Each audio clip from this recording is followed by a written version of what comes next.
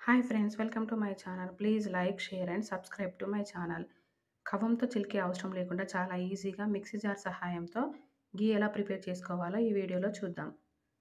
Everyday ఇలా పెరుగు పైన ఉన్న మీగడను తీసి ఫ్రిడ్జ్‌లో స్టోర్ చేసుకోవాలి.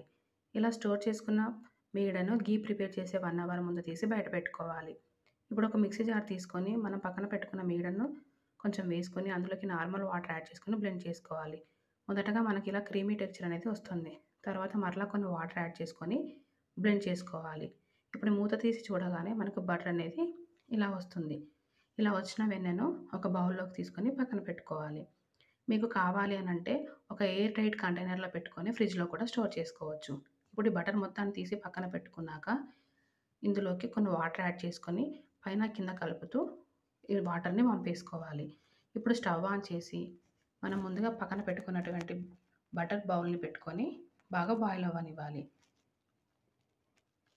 మనకు బటర్ అనేది ఇలా కరుగుతూ ఉంటుంది.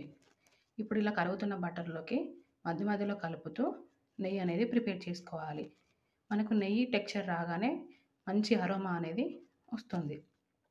ఇలా మనకు నెయ్యి ప్రిపేర్ అవ్వగానే స్టవ్ ఆఫ్ చేసుకొని పక్కన పెట్టుకోవాలి.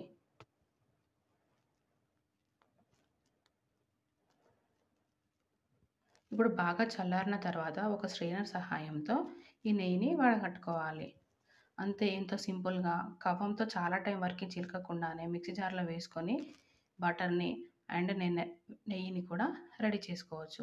మరిన్ని ఇలాంటి వీడియోల కోసం మన ఛానల్‌ని తప్పకుండా లైక్, షేర్ అండ్ సబ్స్క్రైబ్ చేయండి. Thank you for watching.